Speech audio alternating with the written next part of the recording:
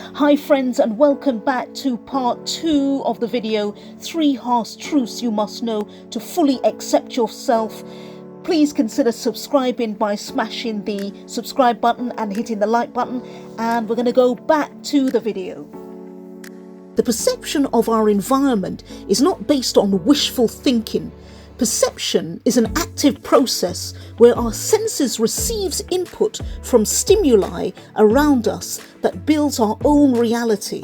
So what exactly does this mean? It means that how you perceive yourself and the world is based on your own stimuli around you, and that makes you perceive the world in a certain way, which may or may not be true. The next question to ask is, why do we do this? Well, the article explains that we engage in this process in order to understand and be aware of our environment. So let's relate it to the concept of self-acceptance. It's all about the expectation that you have for yourself, the presumption that you have about yourself. And this was highlighted in an experimental study of a group of participants who were playing cards. Now, we all know that in a normal pack of cards you have black spades and red hearts, but in this particular experiment they were red hearts and black spades. And in this experiment it showed that the participants were able to identify the normal cards faster and more accurately than the cards which were manipulated. So why does this happen? And more importantly, how does it affect your ability to accept yourself? Well, the author maintained that this is due to the fact that patterns of expectation are deeply ingrained within us, and they continue on even when we're presented with stimuli that contradicts our typical perception. The stimuli that you feed yourself is based on your past experiences, your expectations, and your presumptions about yourself. And this is an integral part of how or whether you are able to accept yourself. But hear this, what you think of yourself is much more important than what others think of you. And hear this, be who you are and say what you feel, because those who mind don't matter, and those who matter don't mind. And you know what? You are braver than you believe, and stronger than you seem, and smarter than you think.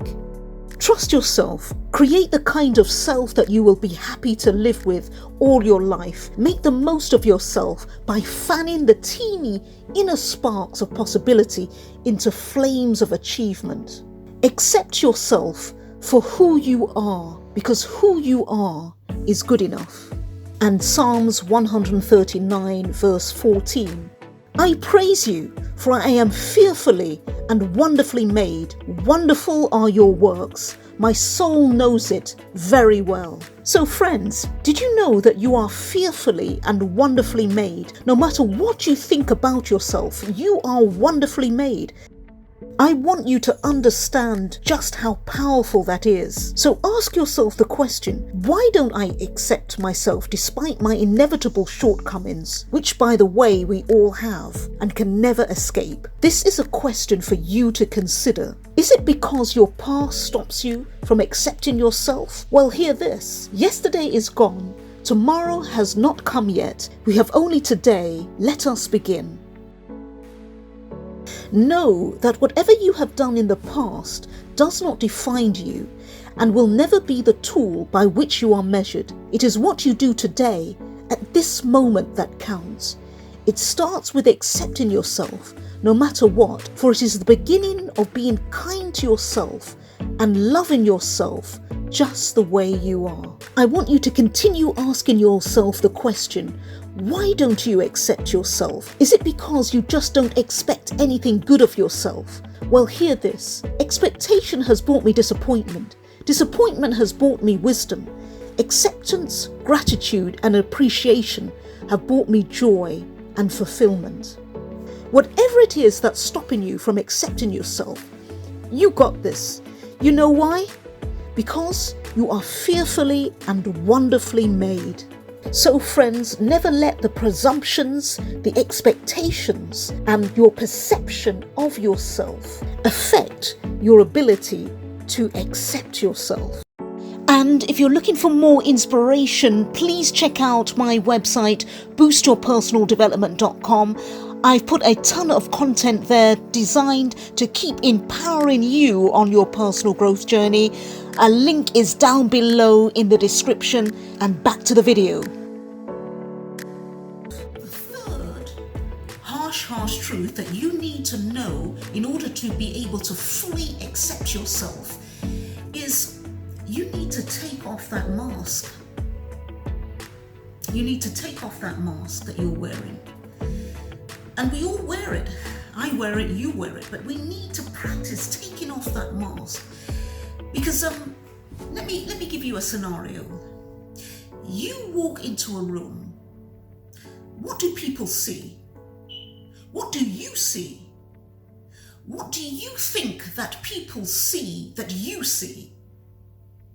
The fact is, all of us wear a mask, whether we are aware of it or not. Masks can help us to cope with whatever we're going through. They are a great coping mechanism for us to hide behind. But the question is, are you someone that puts the best out and leaves the vulnerable part? That you keep to yourself. No one else sees. Well, psychologytoday.com says we are all in the process of hiding ourselves behind our well-built walls. We may think we are protecting ourselves from pain, and perhaps to some extent we are, at least in the short term.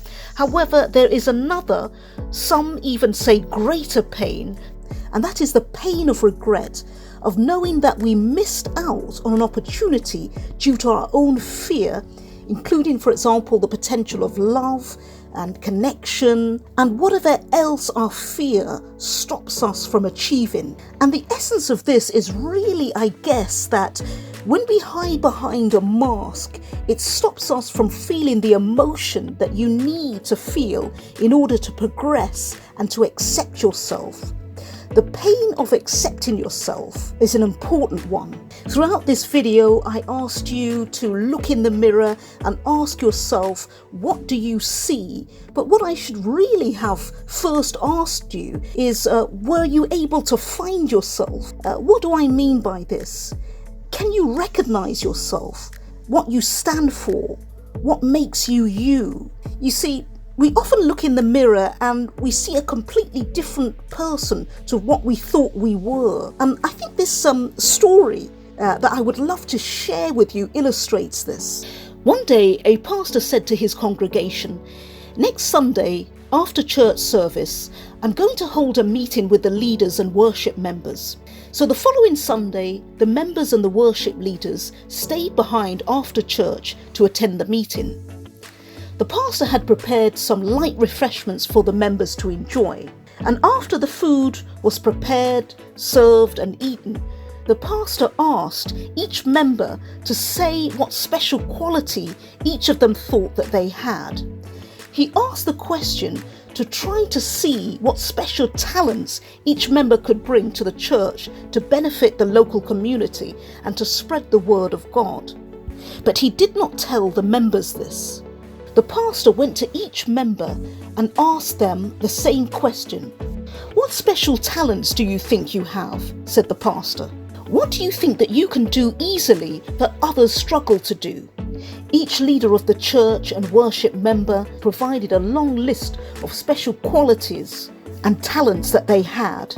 Then the pastor went to the final member of the church and said, "What special talents do you think that you have?" "Well," the member said, I don't have any special talents. I'm still trying to work out what I do that other people are struggling to do." Embarrassed that she was unable to explain a single talent, she became very sad and distressed.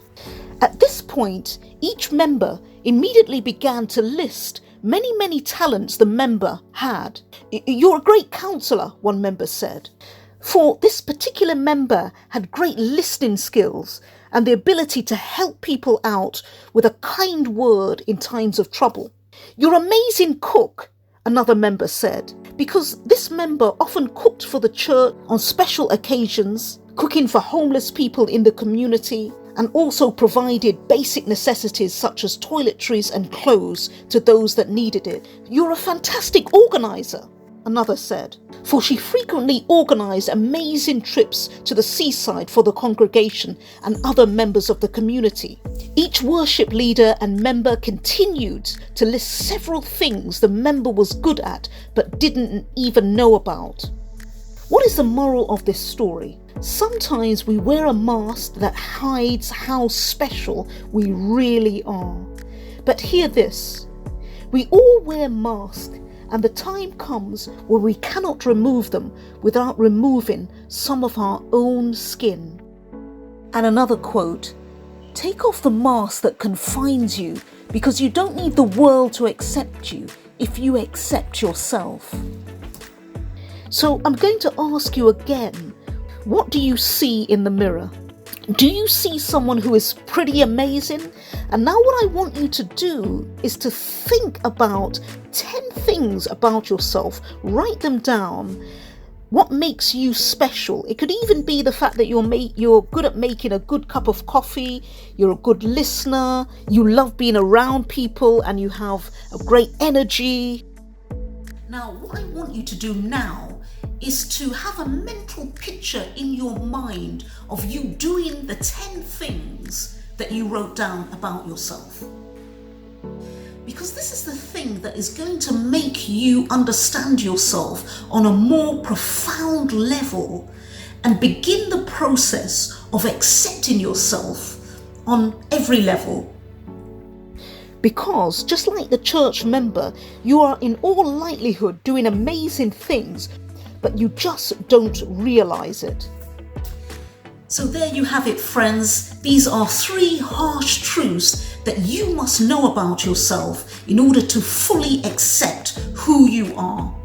And they are, the world doesn't owe you anything, but you owe yourself everything.